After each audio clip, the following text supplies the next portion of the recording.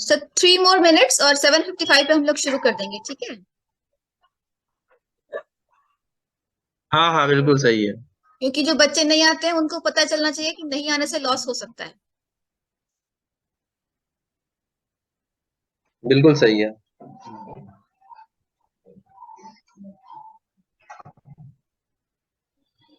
थोड़ा सा परिचय करा दूं मैं इन लोगों का। हाँ जी, बिल्कुल बिल्कुल। बीएससी एमएससी है क्या? हाँ, 3 बच्चे एमएससी फाइनल से है और 3 एमएससी प्रीवियस से है और एक बीएससी थर्ड ईयर से आई है। ठीक है। बाकी इनको आप जानते हैं, नाम लिखा गया था मैसेज में। ये डॉक्टर अन्नपूर्णा सिंह है, BSc environmental science, MSc environmental science, PhD environmental science, और इस समय यूएस में है। और इन्होंने बाबा साहब भीमराव अम्बेडकर यूनिवर्सिटी से पीएचडी किया है और एमएससी किया है। और बीएससी इन्होंने बिहार से कौन सी यूनिवर्सिटी से किया है? तो मगध यूनिवर्सिटी आ, पटना से। हाँ, पटना से, ठीक है। तो काफी इन्वायरमेंट में काम रहा है। इस समय यूएस डेवलपमेंट एसोसिएशन की मेंबर भी है ये, और अमेरिकन इनका काम प्लानिंग उधर ही चल एसोसिएशन, रहा है। अमेरिकन प्लानिंग एसोसिएशन के मेंबर हूँ। और और कैंसर स्टेट यूनिवर्सिटी से सिटी प्लानिंग में मास्टर्स भी किया है। ठीक ठीक ठीक। ठीक है, तो मैं स्टार्ट करो, अब जो आएगा देखा जाएगा। ठीक है। तो एनवायरमेंटल साइंस की पढ़ाई तो हम सब पढ़ते हैं, पर बच्चों को चाहिए कि हम ये पढ़ाई पूरी करें तो हमें सुन लो जॉब आप मिले। लोग, मैं उसके बाद बता दूंगा मैं उसके बारे में। शुरू करूँ? ये ये कैलिफोर्निया से मैम है। हाँ, और ये इन्वायरमेंट साइंस के बच्चों के लिए एक सेशन ले रही हैं, मुझे अभी पता चला था। ओके। हमारे साथ एक तीसरे भी पार्टिसिपेंट है, मिस्टर मोहित शर्मा, तो अ, उनकी भी आवाज आ रही है बीच में, ठीक है? तो अक्सर स्टूडेंट्स को पता नहीं होता कि नेक्स्ट स्टेप क्या होगा बैचलर्स एनवायरमेंटल साइंसेस के बाद या मास्टर्स एनवायरमेंटल साइंसेस के बाद। तो मैंने सोचा कि इस पर एक डिटेल्ड प्रेजेंटेशन बनाई जाए कि आप बीएससी या एमएससी एनवायरमेंटल साइंस करने के बाद क्या क्या ऑप्शंस आपके पास हैं और क्या क्या आपके इंटरेस्ट के हिसाब से आप कौन सा ऑप्शन चुन सकते हैं।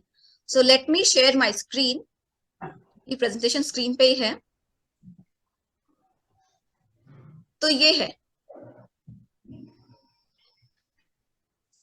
Opportunities for higher studies and career choices in environmental sciences.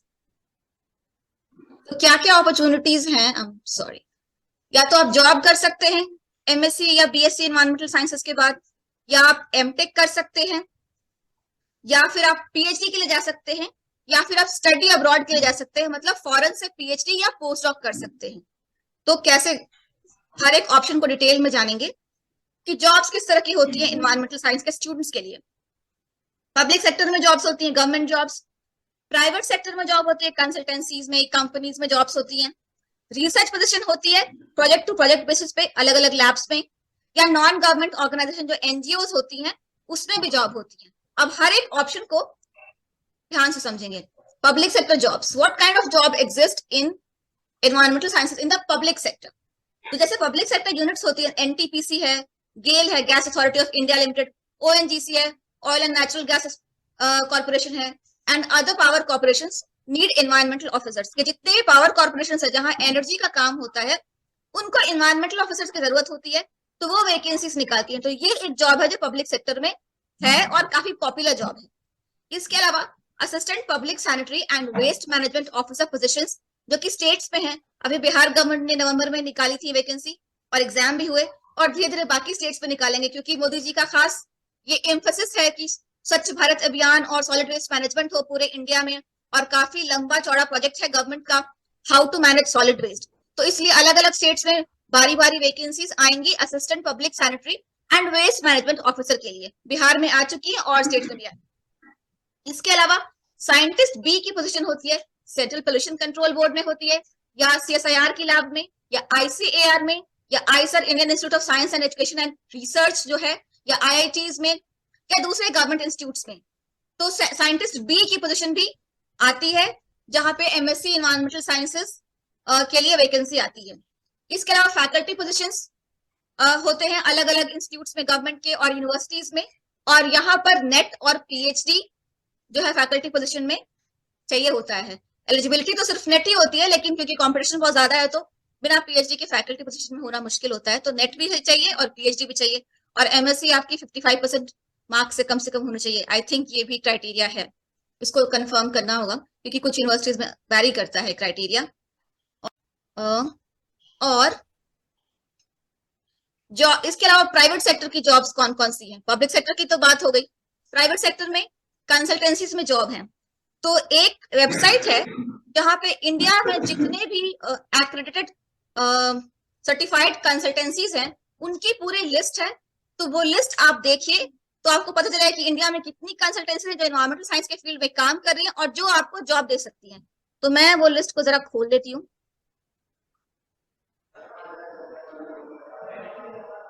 ये है national accreditation board for education and training. ये इंडिविजुअल्स को भी सर्टिफिकेट देती है और कंपनीज को भी देती है। तो यहाँ पे जितनी, ये देखिए, list of accredited EIA consultant organisations with certificate number. तो ये यहाँ पे ये पूरी लिस्ट है कि इंडिया में कितनी एनवायरमेंटल साइंस की कंसल्टेंसीज हैं, ये उसकी पूरी लिस्ट है। इस लिस्ट, ये लिंक मैं डिस्क्रिप्शन बॉक्स में दूंगी इस वीडियो के, जब मैं अपने चैनल पे अपलोड करूंगी। और आप ये सब जगह बेसिकली ये सारे पोटेंशियल एम्प्लॉयर्स हैं जो आपको जॉब दे सकती हैं। सारी कंसल्टेंसीज हैं इंडिया में जो एनवायरमेंटलिस्ट को जॉब दे सकती है, और ये अच्छी खासी लंबी लिस्ट है और टोटल 185 का ये नंबर है। ठीक है, ओके। तो ये एक था। इसके अलावा मिनरल वाटर और बेवरेज फैक्ट्री, बेवरेज मतलब कोका कोला वगैरह हो गई, तो उस तरह की फैक्ट्रीज में भी एक एनवायरमेंटल साइंस के स्टूडेंट की जरूरत पड़ती है, क्योंकि उनके पास लैब्स होती हैं जिन लैब को एनवायरमेंटलिस्ट से ज्यादा बेहतर हैंडल कर सकता है। पहले वो केमिस्ट्री के स्टूडेंट्स को लेते थे, लेकिन क्योंकि अब एनवायरमेंटल साइंस के स्टूडेंट्स बहुतायत मात्रा में हैं और वो क्वालिफाइड हैं और वो स्किल्ड हैं, तो वो एनवायरमेंटलिस्ट को प्रेफर करते हैं लेना, क्योंकि पोजीशन वो एनवायरमेंटलिस्ट के लिए ही ज्यादा सटीक होती है। जिस तरह के टेस्ट वो उनके लैब में होते हैं वो एनवायरमेंटलिस्ट ही ज्यादा बेहतर जानते हैं। इसके अलावा टैनरीज और दूसरे प्रोसेसिंग इंडस्ट्रीज जो होती हैं उनको भी एनवायरमेंटल ऑफिसर की जरूरत पड़ती है। इसके अलावा फैकल्टी पोजीशंस होती हैं प्राइवेट सेक्टर में भी, प्राइवेट कॉलेजेस हैं, प्राइवेट यूनिवर्सिटीज हैं, लेकिन उसके लिए भी कम से कम नेट होना चाहिए। ठीक है,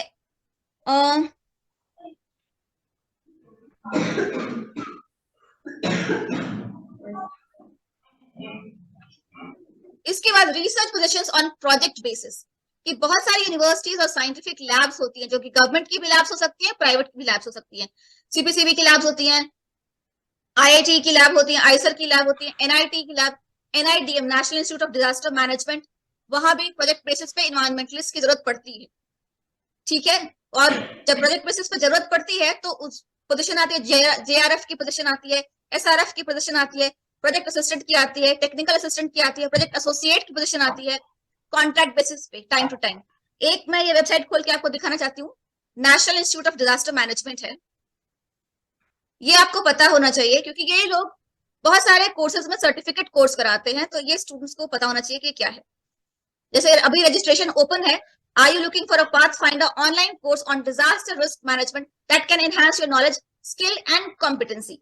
तो ये रजिस्टर ऑनलाइन है, तो ये लास्ट डेट इसकी 31 मार्च है। तो ये भी वेबसाइट की लिंक डिस्क्रिप्शन बॉक्स में दूंगी, इसको भी खोल के देख लीजिएगा कि आपके पसंद के लायक कोई कोर्स है कि नहीं। जनरली ये लोग 6 महीने का या 3 महीने का कोर्स कराते हैं और फीस भी इनकी अफोर्डेबल होती है। और अगर आप MSc एनवायरमेंटल साइंस और साथ में कोई स्पेशलाइजेशन चाहते हैं जैसे डिजास्टर मैनेजमेंट, तो ये लोग उस तरह का कोर्स करवाते हैं, या लैंड यूज प्लानिंग वगैरह का भी कोर्स करवाते हैं ये। ठीक है, तो ये एक हो गई इंफॉर्मेशन। इसके अलावा बहुत सारी यूनिवर्सिटीज और रिसर्च लैब्स में क्या होता है कि वो आपको प्रोजेक्ट असिस्टेंट भी रख लेंगे और साथ में उसी प्रोजेक्ट में PhD भी दे देते हैं।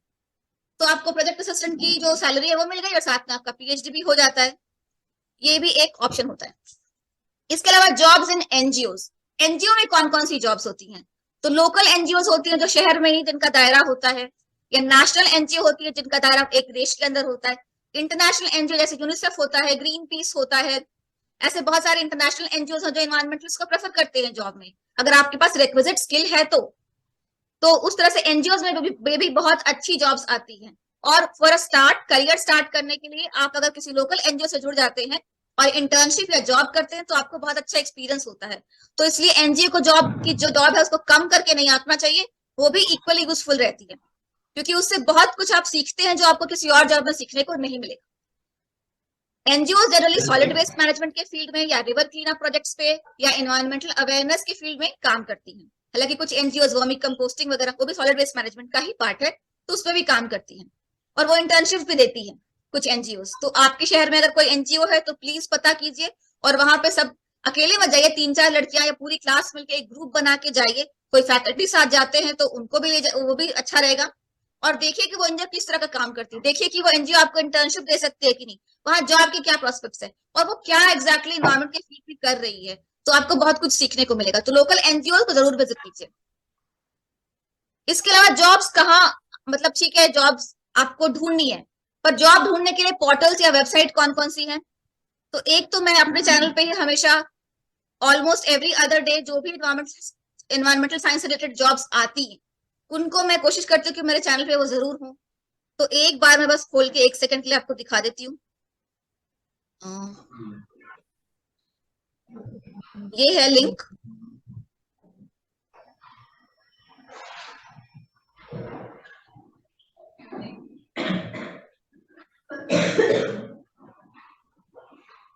और ये मैंने प्लेलिस्ट ही बना रखी है, जॉब्स, इंटरव्यूज, इंटर्नशिप, स्कॉलरशिप्स, जो भी एम्प्लॉयमेंट एनवायरमेंटल साइंस से रिलेटेड आता है वो मेरे चैनल पे हमेशा होता है। तो आप यहाँ भी जॉब के लिए सर्च कर सकते हैं, हर रोज सर्च कीजिए क्योंकि हर रोज कुछ ना कुछ नया आता है वहां पर। बाकी इससे ज्यादा इसको जानने की जरूरत नहीं है, ठीक है। इसके अलावा एक वेबसाइट होती है sarkarinokri.com, तो गवर्नमेंट जॉब से रिलेटेड सारा इन्फॉर्मेशन उस वेबसाइट पर भी आपको मिल जाएगा। आप कीवर्ड में एनवायरमेंटल साइंस सर्च कीजिएगा तो एनवायरमेंटल साइंस रिलेटेड जॉब्स में दिख जाएंगी आपको। इसके अलावा एक वेबसाइट है naukri.com। इसके अलावा जो एनवायरमेंटल ग्रुप्स होते हैं फेसबुक पे बहुत सारे ग्रुप्स हैं जो एनवायरमेंटल एम्प्लॉयमेंट से जुड़े हैं, और अक्सर वहां भी जॉब की वैकेंसी लोग डाल देते हैं, तो उस फेसबुक ग्रुप से जुड़ जाइए। Employment news on a regular basis, employment news जो गवर्नमेंट का जो अखबार आता है कागज वाला वो लेना शुरू कीजिए, क्योंकि उसमें बहुत जो टिपिकल, जैसे मैंने बताया था पब्लिक सेक्टर यूनिट्स में ओएनजीसी का या एनटीपीसी का, ये सब एडवर्टाइजमेंट जो है एम्प्लॉयमेंट न्यूज में जरूर आता है, या सीपीसीबी का कोई एडवर्टाइजमेंट होगा कोई भी जॉब से रिलेटेड, तो गवर्नमेंट जॉब से रिलेटेड इन्फॉर्मेशन एम्प्लॉयमेंट न्यूज में आती है, तो वो जरूर लेना शुरू कीजिए। इसके अलावा अगर आपके पास समय है तो यूनिवर्सिटी और इंस्टीट्यूट के जो वेबसाइट्स होते हैं, बीएचयू, जेएनयू, डीबीएयू जो हमारी यूनिवर्सिटी है, एफआरआई, टेरी, इन सब यूनिवर्सिटीज की आप वेबसाइट्स देख सकते हैं। और कई बार जो है एनटीपीसी, ओएनजीसी, गेल, सेल, ये सब कंपनी सिर्फ अपने वेबसाइट पे ही एडवर्टाइजमेंट निकालती हैं, ऐसा भी होता है, तो उनकी वेबसाइट चेकआउट करते रहिए। फालतू के जो सीरियल्स और ये सब में टाइम वेस्ट होता है, उसकी जगह अगर इन वेबसाइट्स को चेक करेंगे तो शायद कुछ यूजफुल मिल जाए। इसके अलावा जो इंटरनेशनल वेबसाइट्स हैं, लिंक्डइन, वहां भी जॉब ढूंढ सकते हैं, और indeed.com, वहां भी जॉब्स ढूंढ सकते हैं। ये सारा लिंक मैं आपको डिस्क्रिप्शन बॉक्स में दे दूंगी ताकि आपके पास ये डिटेल रहे कि कहाँ कहाँ आपको जॉब सर्च करनी है। और एक घंटा 2 घंटा वीक में निकालिए, वंस अ वीक आप इन वेबसाइट्स को सर्च कीजिए, देखिए कि आपसे रिलेटेड कोई जॉब आई है कि नहीं। और बहुत सारी ऐसी जॉब्स होती हैं जिसमें एमएससी के बाद कोई एक्सपीरियंस नहीं मांगा होता है, तो ऐसा नहीं है कि आपके पास कोई एक्सपीरियंस नहीं है तो आप जॉब नहीं कर सकते, ठीक है। Next slide. ओके, एक और ऑप्शन होता है, एक और ऑप्शन होता है एमटेक का, कि एमटेक क्यों करें और कैसे करें। तो MTech enhances your knowledge and expertise many folds. Environmental science भी मास्टर्स है और एमटेक भी मास्टर्स है, पर जो एमटेक है वो मास्टर्स इन टेक्नोलॉजी है, तो उनका जो लेवल होता है वो एमएससी से थोड़ा एक नॉच ऊपर होता है। और अगर आप एमटेक करते हैं तो आप काफी कुछ नया जानेंगे जो आप एमएससी में नहीं जान पाएंगे। It opens up new avenues for jobs through mandatory internships and campus placements. और एमटेक में इंटर्नशिप्स भी अक्सर मैंडेटरी होता है, जरूरी होता है करना, उससे बहुत कुछ सीखते हैं, और कैंपस प्लेसमेंट्स का फायदा तो होता ही है। It is best suited for students with a technical bend of mind. Technical bend of mind का मतलब ये नहीं कि आप मैथमेटिक्स के चैंपियन हो। अगर आपने 11th 12th में मैथ्स नहीं लिया है और बायोलॉजी भी लिया है, लेकिन आपको मैथ्स से एकदम नफरत या डर नहीं है, तो भी आप एमटेक कर सकते हैं। तो ऐसा नहीं है कि आपका मैथ्स बहुत स्ट्रांग में था तो आप एमटेक कैसे करेंगे, ऐसा नहीं है। आपको अगर थोड़ा सा केमिस्ट्री साइड में इंटरेस्ट है तो भी एमटेक आपके लिए सही ऑप्शन है। लेकिन एमटेक के लिए होता है GATE, graduate aptitude test in engineering exam, वो गेट क्वालिफाई करना पड़ता है, उसका स्कोर 3 साल के लिए वैलिड होता है, और उस गेट के स्कोर के बेसिस पे आपको कॉलेज मिलता है, ठीक है। गेट के बारे में मैं थोड़ा सा आपको एक वेबसाइट खोल के दिखा दूं। जहां जहां मुझे जो भी वेबसाइट मिली है मैं चाहती हूँ कि आपको दिखा दूं, तो आपको पता चले कि ये रियल है। Graduate Aptitude Test in Engineering is a national examination conducted jointly by the Indian Institute of Science, Bangalore, and 7 Indian Institutes of Technology at Bombay, Delhi, Guwahati, Kanpur, Kharagpur, Madras, and Roorkee on behalf of National Coordination Board, NCB GATE, Department of Higher Education, Ministry of Education, Government of India. GATE examination is computer based test. तो अब तो हमारे देश में सभी exams computer based हैं और gate भी है. इसके अलावा एक ये चीज जो मुझे नई दिखी, joint admission test for masters, इसके बारे में आपको पता होना चाहिए. The masters of science and other post BSc programmes at the IITs offer high quality postgraduate education in respective disciplines comparable to the best in the world. The current pace of advancement of technology needs a coherent backup of basic science education and research. The vibrant academic ambience and research infrastructure of the IITs motivate the students to pursue R&D careers in frontier areas of basic science as well as interdisciplinary areas of science and technology. From the academic session 2004-2005, Indian Institute of Technology have started conducting a joint admission test to masters, JAM, for admissions to MSc and other post-BSc programs at the IITs. The main objective of JAM is to review and consolidate science as a career option for bright students from across the country and provide them a single-step opportunity for admission to some of the postgraduate programs offered at the IITs. In due course, JAM is also expected to become a benchmark for normalizing undergraduate level science education in the country. तो ये जो joint admission test for masters है, अभी IIT है MSc करने के लिए है, लेकिन बाद में शायद इसका दायरा बढ़ के शायद पूरे इंडिया में हो जाए. तो आपका होमवर्क ये है कि आप पता करें कि जॉइंट एडमिशन टेस्ट जो मास्टर्स है उसमें एनवायरमेंटल साइंस एक सब्जेक्ट है या नहीं, क्योंकि ये मुझे पता नहीं चल पाया. तो ये आप एज अ होमवर्क पता कीजिए, और अगर है तो इसके बारे में डिटेल पता कीजिए. और कैसे पता चलेगा, यहाँ पर देखिए कॉन्टैक्ट लिखा हुआ है, chairperson GATE Indian Institute of Technology Delhi, Hauz Khas, phone number दिया है, ईमेल दिया हुआ है. यहाँ कॉन्टैक्ट कीजिए और पता कीजिए, क्योंकि अगर आपको कुछ चाहिए तो थोड़ी सी मेहनत आप भी कीजिए, ठीक है, क्योंकि मैंने ऑलरेडी काफी मेहनत की है आपके लिए. ठीक है, अगला. तो एमटेक करने के लिए बेस्ट इंस्टीट्यूट्स कौन कौन से हैं? IIT of course, NIT, Devi Ahilya विश्वविद्यालय इंदौर. इनका जो एमटेक प्रोग्राम है एनवायरमेंट एंड एनर्जी में, ये काफी अच्छा है. इनकी भी वेबसाइट एक बार मैं खोल के आपको दिखाना चाहती हूँ.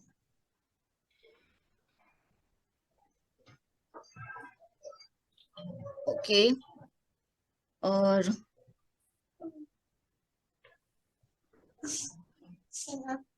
यहाँ पर ये PhD एंट्रेंस टेस्ट होने वाला है. ये वेबसाइट की लिंक मैं डिस्क्रिप्शन बॉक्स में दे दूंगी, और आपके लिए एक बार खोल के देखिएगा कि आपके लिए क्या क्या यूजफुल चीजें यहाँ पर है. ठीक है, इसके अलावा Thapar Institute of engineering and technology, ये मैं ये नहीं कह रही हूँ कि ये बेस्ट इंस्टीट्यूट है, पर यहाँ भी एमटेक होता है. इसके अलावा SRM यूनिवर्सिटी जो कि साउथ इंडिया में है, तो वहां भी एमटेक होता है. और ये एक कॉम्प्रिहेंसिव लिस्ट नहीं है, जो मुझे नाम पता थे, जहां मैं जानती हूँ कि जहाँ के स्टूडेंट्स को मैं जानती हूँ, वो नाम मैंने यहाँ पर लिख दिए हैं. और ये लिस्ट बहुत लंबी हो सकती थी, पर मैंने एग्जाम्पल के तौर पे मैंने आपको ये थोड़ा सा बता दिया है. और थापर का ये ब्रोशर है, let's just open it.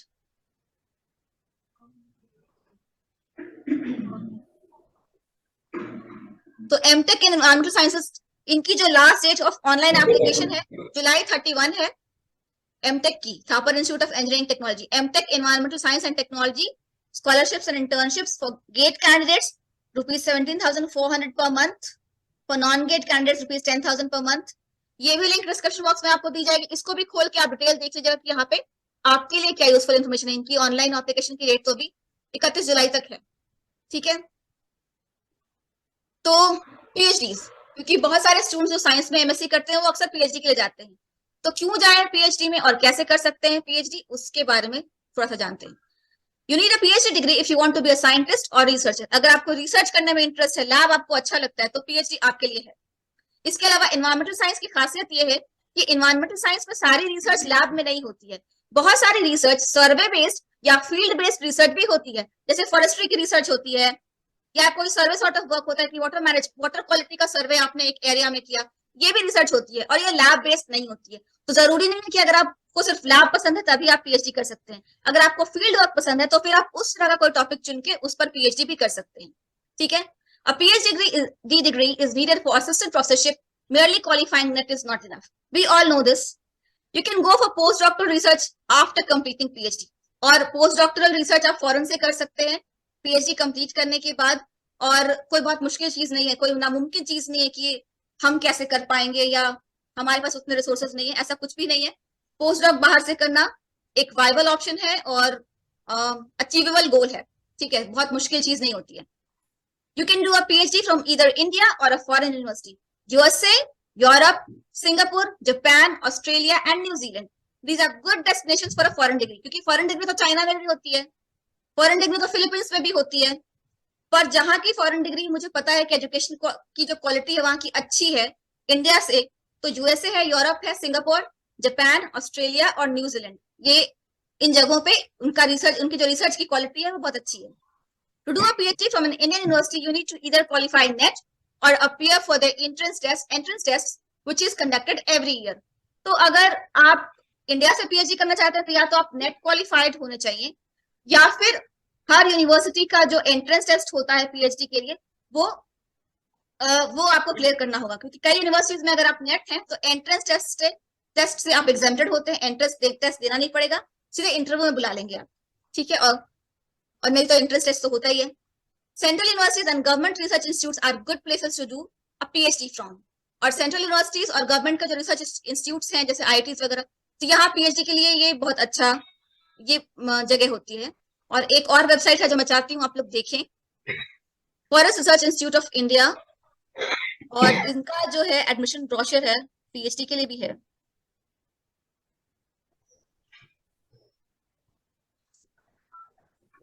Okay, तो यहां पर भी ओके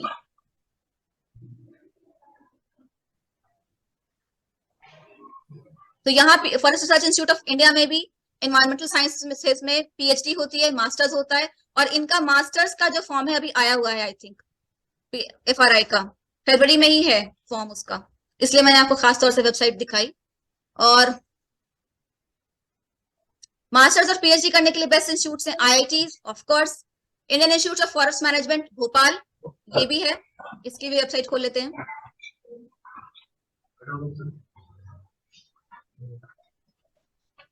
यहाँ पे भी एडमिशन ओपन है, क्लिक हियर टू अप्लाई, ये लिंक मैं आपको डिस्क्रिप्शन बॉक्स में दे दूंगी। और यहाँ पे post graduate diploma in forestry management, post graduate diploma in sustainability management, और भी कई सारे कोर्सेज हैं। ये इंडिया का बेस्ट इंस्टीट्यूट है फॉरेस्ट्री और एनवायरमेंटल साइंस की पढ़ाई के लिए, तो ये भी है। इसके अलावा एफआरआई, इसका तो मैंने अभी खोला था, let's see, forest research institute deemed to be university Dehradun, information for admission test to masters of science, तो ये 2022 का है। और यहाँ जिन सब्जेक्ट से मास्टर्स होता है, MSc forestry, MSc good science and technology, MSc environmental management and MSc cellulose and paper technology, इन सब सब्जेक्ट से मास्टर्स होता है और इतनी सीट्स हैं, ठीक है। कुछ फॉरेन नेशनल्स के लिए भी सीट्स हैं। इसके अलावा जवाहरलाल नेहरू यूनिवर्सिटी, इनके एप्लीकेशन आई थिंक मार्च में है, इसकी भी वेबसाइट खोल के देख लेते हैं क्या है यहाँ पे।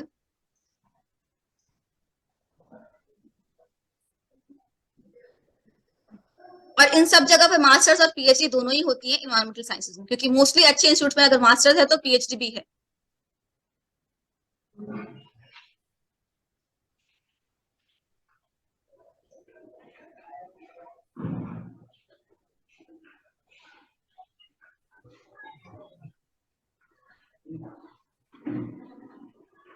ओके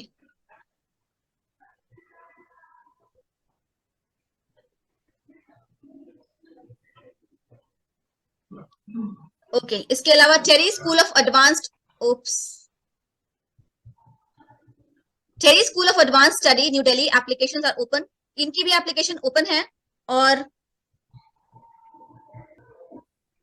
एप्लीकेशन की जुलाई 7, 2023 और MSc environmental studies and resource management में इनके यहाँ होता है। इसके अलावा MTech renewable energy and management में भी होता है, एमटेक अर्बन डेवलपमेंट में, MTech water resource engineering and management, MA sustainable development practice, MBA sustainable management, LLM environment and natural resource law, infrastructure and business law, तो ये सारा courses है टेरी में, बहुत ही अच्छा इंस्टीट्यूट है आगे की पढ़ाई के लिए, और यहाँ पीएचडी भी होती है।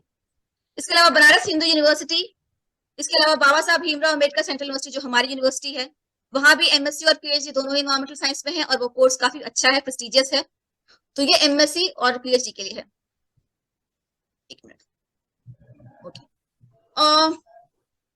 अब ये देख लेते हैं स्टडी अब्रॉड की, फॉरेन से जब पढ़ाई करनी है तो उसका रास्ता क्या होगा। तो दो तरीका होता है, एक होता है एमएचआरडी की स्कॉलरशिप के थ्रू आप अब्रॉड जाइए, ministry of human resource development scholarship देती है और अलग अलग देशों में आप उस स्कॉलरशिप को लेके पीएचडी कर सकते हैं। दूसरा होता है direct application to a foreign university after qualifying GRE and TOEFL. या तो एक आप एमएचआरडी की फेलोशिप के थ्रू जाएं, उसके बारे में डिटेल में बताऊंगी आपको। दूसरा होता है कि जैसे कोई भी नॉर्मल स्टूडेंट किसी यूनिवर्सिटी में अप्लाई करता है, जैसे अमेरिका की कोई यूनिवर्सिटी है, for example San Diego State University है अमेरिका में, वहां पे अगर कोई सैन डिएगो का बच्चा अप्लाई करेगा तो उसको जीआरई क्लियर करना पड़ेगा। तो वैसे ही अगर इंडिया से कोई बच्चा सैन डिएगो स्टेट यूनिवर्सिटी में हायर स्टडीज के लिए, मास्टर्स या पीएचडी के लिए अप्लाई करता है तो उसको जीआरई क्वालिफाई करना पड़ेगा। वो एक नॉर्मल प्रोसेस है, उसमें कोई सरकारें इन्वॉल्व नहीं। लेकिन क्योंकि हम इंडियन हैं और हमारा फर्स्ट लैंग्वेज जो मदर टंग है वो इंग्लिश नहीं है बल्कि हिंदी या कुछ और है, इसलिए हमको टॉफल भी क्लियर करना पड़ेगा। TOEFL stands for test of English as a foreign language. ये सारे उन स्टूडेंट्स के लिए होता है जो कि यूएसए या यूरोप में पैदा नहीं हुए, किसी और देश में पैदा हुए जहां की लैंग्वेज इंग्लिश नहीं थी ओरिजिनली, तो उनको टॉफल देना पड़ता है। और जीआरई जो होता है ग्रेजुएट रिकॉर्ड एग्जामिनेशंस, वो हर हाल में हर किसी को देना पड़ता है किसी भी मास्टर्स प्रोग्राम में एडमिशन लेने के लिए यूएसए में, ठीक है। इसके अलावा कॉमनवेल्थ की स्कॉलरशिप्स है, बहुत बहुत प्रेस्टिजियस स्कॉलरशिप्स हैं, बहुत सारी हैं और आप लोग जरूर अप्लाई कीजिए और किसी न किसी को मिलेंगे भी। इसका भी मैं वेबसाइट जरा खोल के दिखा दूं कि ये है क्या।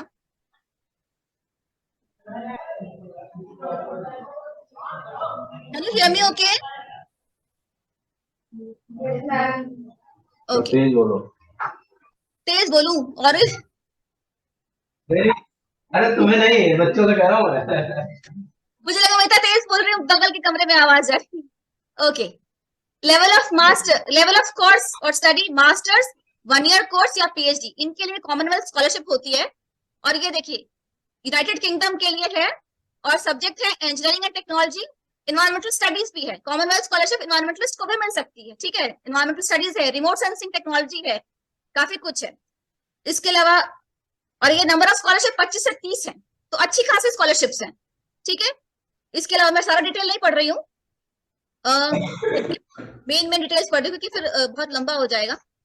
इसके अलावा न्यूजीलैंड की है, इसमें भी मास्टर्स के लिए और पीएचडी के लिए स्कॉलरशिप है और इसकी एप्लीकेशन जो है फरवरी मार्च के महीने में आती है। पिछली वाली की कब आती है देख लेते हैं, इसकी एप्लीकेशन कब आती है। अच्छा, ये जो यूनाइटेड किंगडम के लिए थी, इसका जो एप्लीकेशन होगा इन द मंथ ऑफ अगस्त एंड सितंबर। I will give this link in the description box of this video and you can all go and check it out, okay. तो एक अगस्त सितंबर में है। ये जो न्यूजीलैंड आई एम सॉरी, ये जो न्यूजीलैंड वाली है ये फरवरी मार्च में है। और इसके अलावा फिर ये चाइना की है और इसमें भी इसमें बायोलॉजी है, इसकी भी फरवरी और मार्च में इसकी भी एक डेट आती है चाइना की। इजराइल की है, इसका जो डेट है सितंबर अक्टूबर में आता है। और इसमें भी इन्वायरमेंटल स्टडीज है, इन्वायरमेंटल स्टडीज। इजराइल भी एक बुरा ऑप्शन नहीं है स्टडी अब्रॉड के लिए, तो इसमें भी इन्वायरमेंटल स्टडीज का ऑप्शन है और केमिस्ट्री है, एग्रीकल्चर है और भी बहुत कुछ है। एंड साउथ कोरिया, इसमें इन्वायरमेंटल साइंसेस नहीं है और south Korea is an average place. Japan, यहाँ भी इन्वायरमेंटल साइंसेस है, जापान में भी इन्वायरमेंटल साइंस में आपको मास्टर्स और पीएचडी है, तो यहाँ भी अप्लाई कर सकते हैं। और इसका जो एप्लीकेशन होता है मिनिस्ट्री की वेबसाइट पे फरवरी या मार्च में आता है, ठीक है। इसके अलावा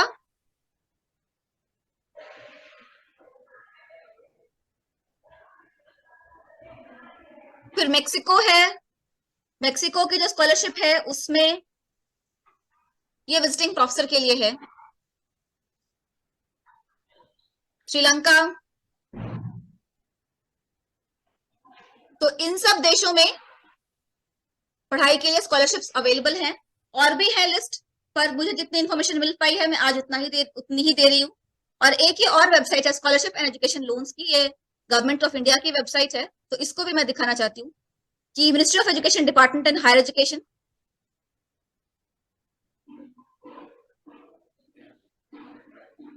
ये वही वाली खुल के आ गई लिंक, एंड यहाँ पे है most of the scholarship are for research masters and doctoral studies, the students are required to apply online. और ये जो है ना, यहाँ से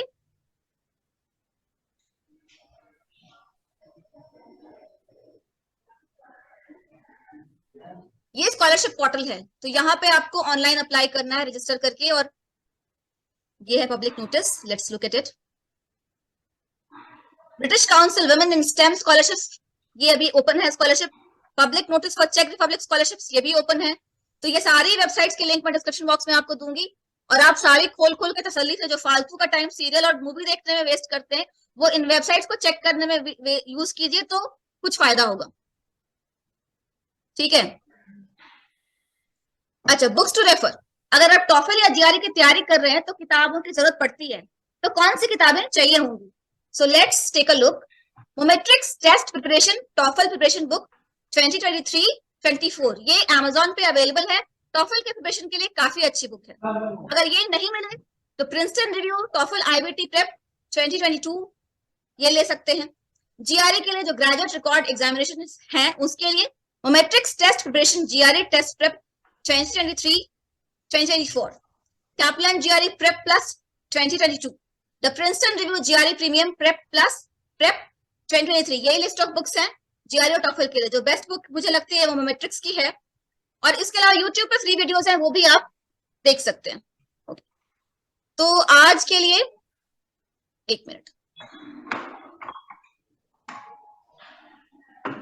आज के लिए मेरे पास इतनी ही जानकारी थी, और आप में से कोई कुछ सवाल पूछना चाहते हैं तो मोस्ट वेलकम। अगर मैं जवाब दे पाऊंगी तो वेल एंड गुड, अगर सवाल का जवाब नहीं दे पाई तो I record the question and I answer you separately in an email, मुझे इन्फॉर्मेशन पता करके, और फिर मैं आपको जवाब दूंगी। तो आप चाहो तो कोई सवाल पूछ सकते हैं।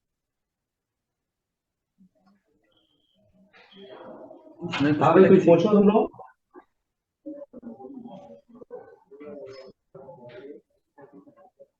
अच्छा, मीटिंग का जो टाइम है वो सिर्फ 1.25 मिनट बचा हुआ है, तो मैंने तो अपनी प्रेजेंटेशन खत्म कर दी है। 1.25 मिनट में मीटिंग खत्म होने वाली है, क्योंकि मेरे पास प्रो वर्जन नहीं है, ये जेनेरिक वर्जन ऑफ जूम है। ऐसा कीजिए, आप सारे अपना सवाल लिख लीजिए, और ये जो वीडियो मैं अपने चैनल पे अपलोड करूंगी तो मैं जसपाल सर को तो भेजूंगी, और उस चैनल के कमेंट बॉक्स में सारे सवाल लिखिए और मैं सबका जवाब दूंगी, क्योंकि